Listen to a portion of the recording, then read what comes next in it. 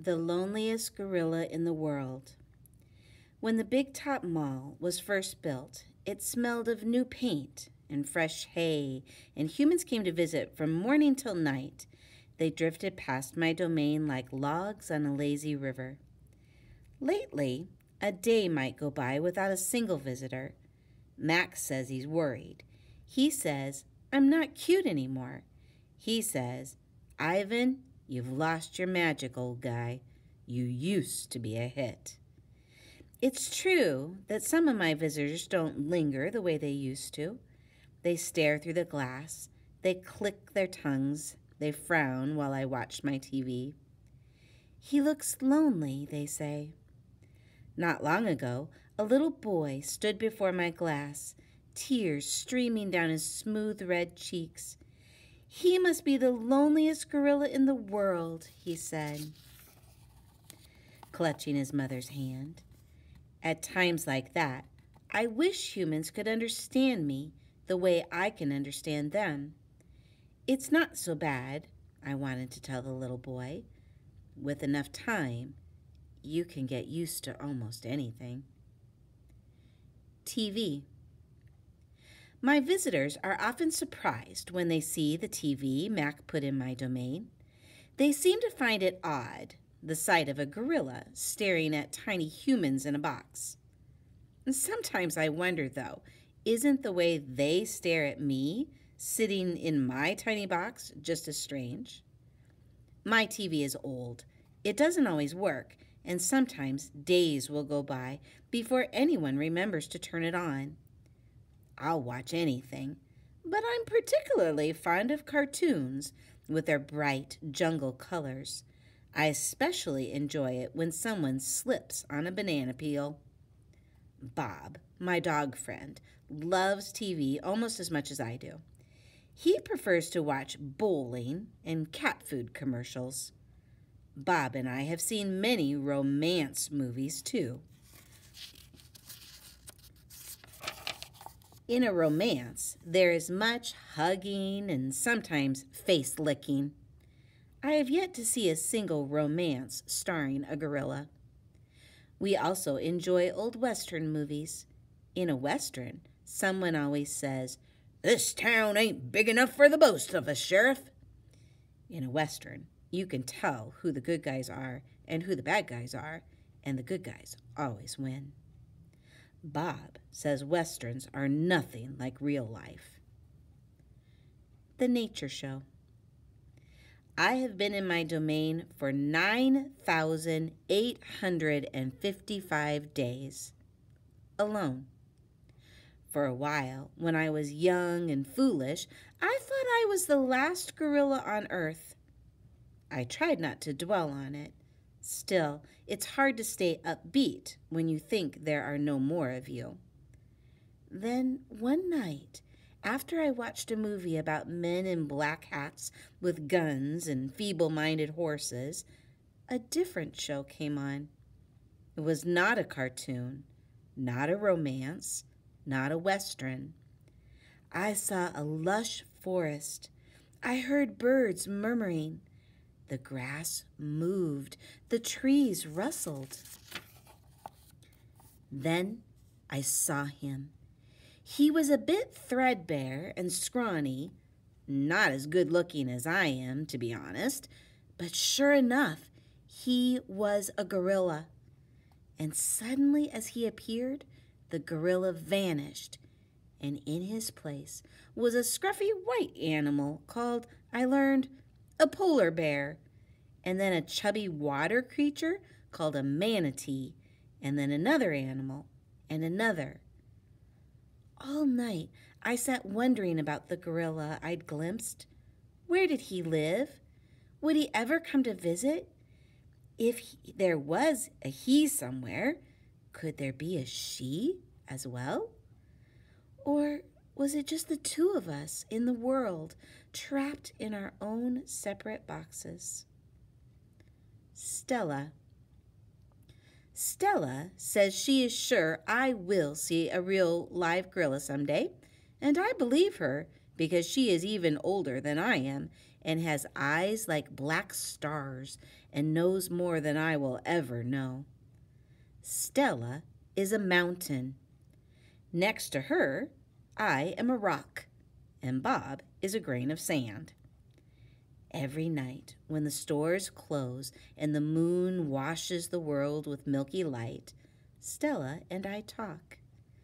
We don't have much in common, but we have enough. We are huge and alone, and we both love yogurt raisins. Sometimes Stella tells stories of her childhood, of leafy canopies hidden by mist and the busy songs of flowing water. Unlike me, she recalls every detail of her past. Stella loves the moon with its untroubled smile. I love the feel of the sun on my belly. She says, "It's quite a belly, my friend." And I say, "Thank you, and so is yours." We talk, but not too much. Elephants, like gorillas, do not waste words. Stella used to perform in a large and famous circus, and she still does some of those tricks for our show. During one stunt, Stella stands on her hind legs while Snickers jumps on her head. It's hard to stand on your hind legs when you weigh more than 40 men. If you are a circus elephant and you stand on your hind legs while a dog jumps on your head, you get a treat. If you do not, the claw stick comes swinging. Elephant hide is thick as bark on an ancient tree, but a claw stick can pierce it like a leaf. Once Stella saw a trainer hit a bull elephant with a claw stick. A bull is like a silverback, noble, contained, calm like a cobra is calm. When the claw stick caught in the bull's flesh, he tossed the trainer into the air with his tusk. The man flew. Stella said, like an ugly bird. She never saw the bull again. Stella's Trunk. Stella's trunk is a miracle. She can pick up a single peanut with elegant precision, tickle a passing mouse, tap the shoulder of a dozing keeper. Her trunk is remarkable, but still it can't unlatch the door of her tumble-down domain. Circling Stella's legs are long-ago scars from the chains that she wore as a youth. Her bracelets, she calls them. When she worked at the famous circus, Stella had to balance on a pedestal for her most difficult trick. One day, she fell off and injured her foot. When she went lame and lagged behind the other elephants, the circus sold her to Mac. Stella's foot never healed completely. She limps when she walks, and sometimes her foot gets infected when she stands in one place for too long. Last winter, Stella's foot swelled to twice its normal size. She had a fever, and she lay on the damp, cold floor of her domain for 5 days. They were very long days. Even now, I'm not sure she's completely better. She never complains, though, so it's hard to know. At the Big Top Mall, no one bothers with iron shackles. A bristly rope tied to a bolt in the floor is all that's required. They think I'm too old to cause trouble, Stella says. Old age, she says, is a powerful disguise. A plan. It's been 2 days since anyone's come to visit. Mac is in a bad mood. He says we are losing money hand over fist. He says he's going to sell the whole lot of us. When Thelma, a blue and yellow macaw, demands, "Kiss me, big boy," for the 3rd time in 10 minutes, Mac throws a soda can at her. Thelma's wings are clipped, so she can't fly, but she can hop. She leaps aside just in the nick of time. "Buck her up," she says with a shrill whistle. Mac stomps to his office and slams the door shut. I wonder if my visitors have grown tired of me. Maybe if I learn a trick or two, it will help. Humans do seem to enjoy watching me eat. Luckily, I am always hungry. I am a gifted eater. A silverback must eat 45 pounds of food a day if he wants to stay a silverback. 45 pounds of fruit and leaves and seeds and stems and bark and vines and rotten wood. Also, I enjoy an occasional insect. I am going to try to eat more. Maybe then we will get more visitors. Tomorrow, I will eat 50 pounds of food, maybe even 55. That should make Mac happy. Bob. I explained my plan to Bob. Ivan, he says, trust me on this one. The problem is not your appetite. He hops onto my chest and licks my chin, checking for leftovers. Bob is a stray, which means he does not have a permanent address. He is so speedy, so wily that mall workers long ago gave up trying to catch him. Bob can sneak into cracks and crevices like a tricked rat. He lives well off the ends of hot dogs and pulls from the trash. For dessert, he laps up spilled lemonade and splattered ice cream cones. I've tried to share my food with Bob, but he is a picky eater and says he prefers to hunt for himself. Bob is tiny, wiry, and fast, like a barking squirrel. He is nut-colored and big-eared. His tail moves like weeds in the wind, spiraling, dancing. Bob's tail makes me dizzy and confused. It has meanings within meanings, like human words. I am sad, it says. I am happy, it says. Beware, I may be tiny, but my sheep teeth are sharp. Gorillas don't have any use for tails. Our feelings are uncomplicated. Our rumps are unadorned. Bob used to have 3 brothers and 2 sisters. Humans tossed them out of a truck onto the freeway when they were a few weeks old. Bob rolled into a ditch. The others did not. His first night on the highway, Bob slept in the icy mud of the ditch.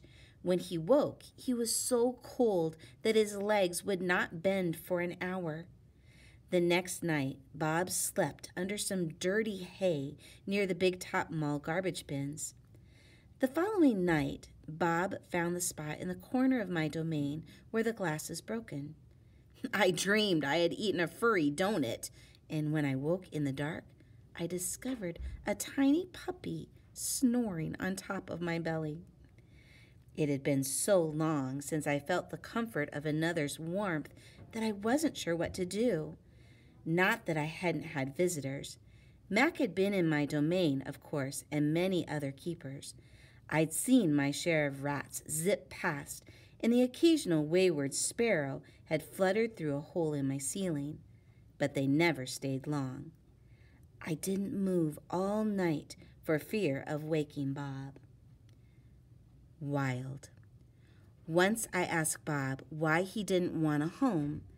Humans, I'd noticed, seemed irrationally fond of dogs, and I could see why a puppy would be easier to cuddle with than, say, a gorilla. Everywhere is my home, Bob answered. I am a wild beast, my friend, untamed and undaunted. I told Bob he could work in the shows like Snickers, the poodle who rides Stella. Bob said Snickers sleeps on a pink pillow in Mac's office. He said she eats foul-smelling meat from a can. He made a face. His lips curled, revealing tiny needles of teeth. Poodles, he said, are parasites.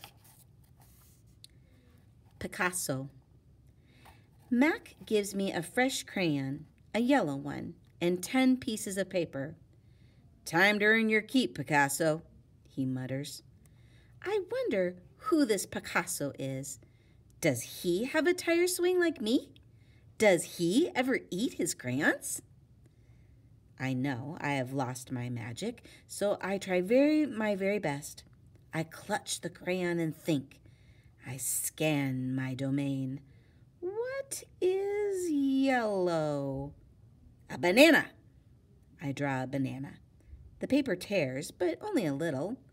I lean back and Mac picks up the drawing. Another day, another scribble, he says. 1 down, 9 to go. What else is yellow, I wonder, scanning my domain. I draw another banana. And then I draw 8 more. 3 visitors.